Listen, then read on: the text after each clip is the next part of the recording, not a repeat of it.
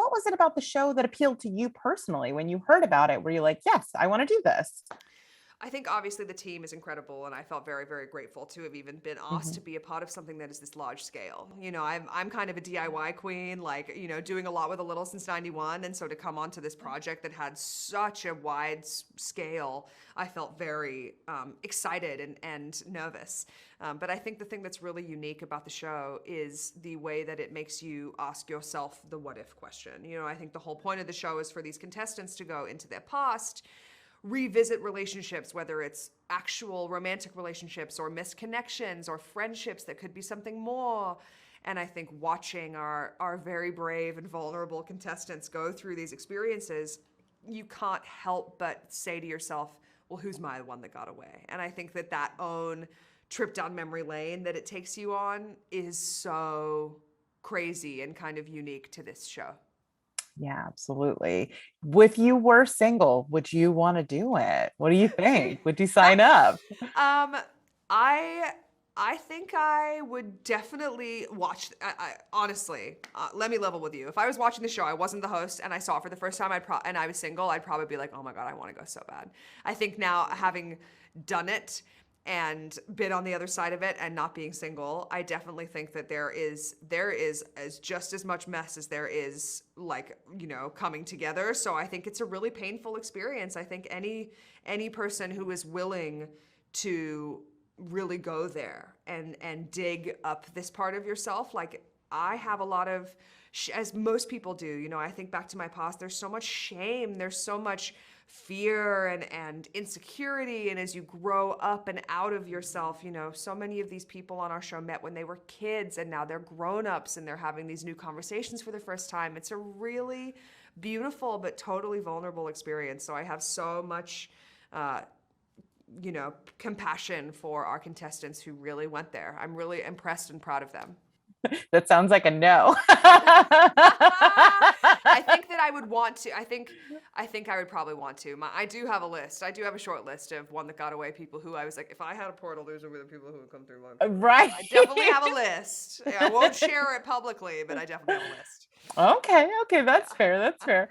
One of the things I really loved about the show is that it is actually queer inclusive, that we did get to see Jeff's story. Was that something that was important to you, or what do you think about that? Obviously, I was brought on. I'm not at the creative helm of this show. It was actually a real relief to be brought into a show where everyone was like, just stand here and say this thing. And I'm like, great. Oh my God, I've been working my butt off trying to figure out how everything should look and feel in my albums for the last 10 years. So it really was a relief to be like, I trust you guys. You make the show that you think is best.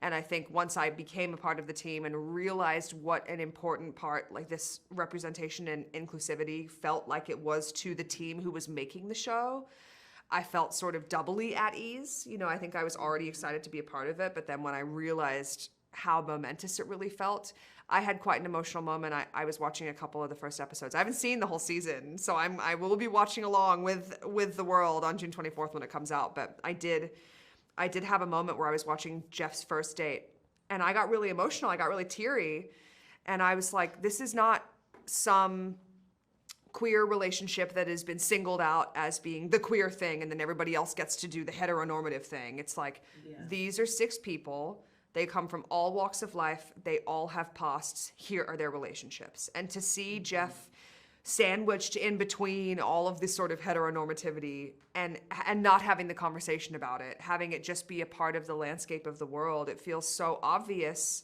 and so crazy that I'm even saying that it isn't like that normally, but it made me realize how impactful and important it really is, and I feel really, really grateful that the show that I'm a part of, that was a real concern for everybody. As a queer person yourself, did you feel any sort of pressure to represent when you were in this mix? I think I have spent a lot of time trying to take the pressure off myself, if I'm being totally honest. I think I spent a decade with putting so much pressure on myself to be everything to everyone and all of that. And I think I really especially took this time in quarantine away from the world's perception of me, because everybody had a chance to do that. I think it really gave me the permission, in a way, to show up as myself, be honest and true to who that is, and while also knowing that I speak for no one but myself, and I'm trying to live by example of I'm trying to figure it out, and I'm in enough of a public eye where I will share that, and I'm an open book. I will really tell you where I'm at with anything, while also understanding that like it is everyone's journey to be themselves and figure that out for themselves, and I don't want to I definitely do not believe that I am like, if there was a candidate for the face of the queer community, I don't believe it's me. You know what I mean? I have a really long list of people who I think would be far more impactful who come before me on that list. But I definitely, I want to be myself, and I want to be okay with that. And I'm starting there. Going on the show, did you feel like you were able to show a new side of yourself to the audience and fans? And if so, how? I think I've always been looking for an outlet in music for my personality, and that has been stage for me. You know, it's been on tour. I get to perform and sing and dance and do all of that, but I also get to hold space with people. I get to be on stage and have the mic and talk to the audience and express myself and be myself. And I think hosting was never something that I was like, this is what I'm going to do. This is the next step for me. But when this came up, I was like, this kind of makes a lot of sense for me, because I love to show up and be myself. You know, I think that's something I'm pretty good at. And it takes a lot. If I can, maybe this is a very common experience for anybody, but I think because it was my first time doing it, obviously, if we're lucky enough, I hope we get a second season.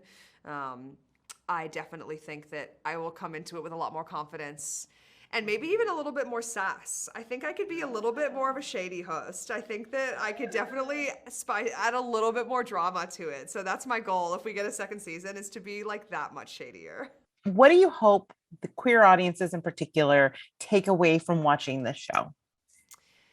I know it probably sounds a little silly or whatever, but I am such a romantic. I genuinely believe that people can change. And I think that this show is such an interesting experiment in that theory, because not everybody will, but I do believe that people can. And I think I have seen it with my own two eyes. When you give somebody the opportunity to step up for you, and they do, and they can become the thing that you've always wanted for both of you, and you can grow into each other in that beautiful way. I think that's some of the most powerful relationships that I have seen for myself, for my friends. And I think so much of it comes from that history and that foundation of past experience going, I know this is how you were before.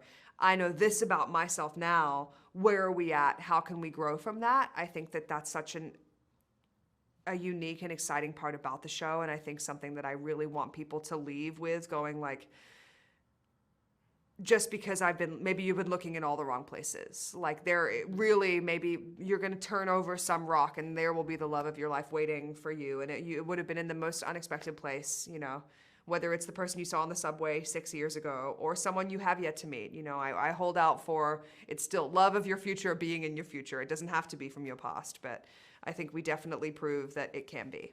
My very first question is, how did you get involved with it? No, of course. So, I mean, I think having a social media platform prior to the show, you get reached out to dating shows or game shows all the time, right? And they're kind of like, oh, you should totally come on and do this. You have such a fun personality. And I was like, no. And I always have said no, right? Like, I think I've just never wanted to be part of like a trash reality TV production, right? Like, I was like, something about this experience just was like reading so genuine to me. And I was like, I would be crazy to not see what happens from taking this. Right. Because it's the ultimate experiment in FOMO, right? What did you miss out on? What could have been? Literally. And it's not like anything was going great prior. So why not jump into this and see what happens? What was it? You said that you had a lot of offers and maybe were not interested in before. What was it about this in particular that spoke to you, that made you want to do it? The way they were speaking, communicating, I mean, the casting people, like the person I was speaking to was also in the LGBTQ community. He just was so level-headed in how he was speaking to me that he wanted me to like put my best foot forward and like do this to kind of show representation as a gay man having like a healthy relationship and journey to find love, as opposed to going on a show like Love is Blind, or I Might Look Messy, or they're trying to get me drunk the whole time or something. You know what I mean? Like they weren't looking for content. I feel like they were looking for a genuine connection for me, and that's what really resonated with me. Oh, that's great. Did you feel a lot of pressure? Like you mentioned representation. Did you feel a lot of pressure going on there and representing for the queer community? Well, I think a couple things. I mean, first, I had no idea if I was the only main person. I had no idea if there was 5 main people. So I really had no idea if there was going to be maybe a lesbian or someone who was bisexual. And going through the experience, obviously, I learned I was the only gay male on the show. And I wouldn't necessarily say there was pressure to an extent, but I think as you watch, you'll see me kind of feel the pressure of once I was there and going through it and watching other connections maybe flourish faster than my own. That's when I started to feel pressure, and you'll watch me have an emotional roller coaster that I'm trying to kind of like deal with my own battles in this experience. And you obviously feel pressure from the community because, I mean, growing up, I personally felt like I had nobody to watch, right? To me, reality TV involving a gay man was always, he's gonna start the drama, he's gonna show up in heels, glitter. Like they portrayed a gay male as always this similar image. And growing up as a closeted, like 13-year-old who's always loved reality TV, and I was always just like, I mean, sometimes guys are hot, but I'm not that, you know?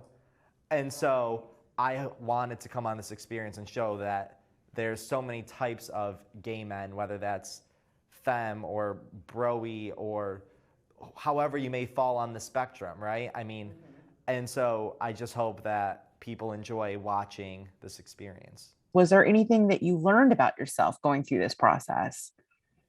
Yeah, I think one of the big things I learned is I previously have been in love before, and I was very young. And I think I've always compared my relationships going on dates in New York or wherever, and I'm always like, that was fun, he's cute, but I don't feel that. And so I think I've always compared my relationships back to that type of love or that feeling. And so through this journey, you see me realize that there's multiple types of love, right? Like my love for the castmates, my love for myself, my love for the people I'm going on dates with. And so I think I've always viewed the term love as very one-minded and comparative, that I've learned there's different types of love, and I've allowed myself to understand that you have to just embrace each different feeling, and it's not one's better than the other. It's different, it's mature, it's growth. And I mean, I'm not the same person either, right? So it's a journey. Yeah. I mean, I imagine this situation must be kind of like a pressure cooker where you're kind of forced to look at yourself in a new way. Was there anything else that was really surprising about the process for you? I think, obviously, aside from the people who you had no idea who was coming through, right? I mean, you're sitting there and you're just standing there and there's these purple lights and this waterfall, and like, until the silhouette approaches you and it's right in front of your face and they're telling you why they came on this experience, I'm like, I'm still processing that you're even here. You know what I mean? So like that was a huge factor in this show, because you really had no idea who was coming on. Right. And your dating history is kind of complicated because of, the fact that you travel a lot. Was there, how did that impact what you were expecting to happen with the people coming through the portal? Well, I think the thing I found most surprising actually was, of course, like previously, I mean, traveling and just not kind of necessarily being stable in one location all the time. One of the things I found surprising is how many distractions we have in front of us, right? I mean, we all kind of see this like shirtless guy in the club, and you go to the club on Saturday, he's great for the week. Then you go to the club the next Saturday, you meet someone new, he's great for that week. And you kind of just get in this pattern of like, am I ever gonna stop looking at all these shiny objects that are like glittering in front of my face, right? And so I think for me to kind of take all that away, right? There was no social media, there was no laptops, there was no calling my brother and sister saying like, this is like, it was all pure, genuine connection. And I found that you really sometimes just need to turn your phone over and electronics over and just kind of embrace what's around you in that moment.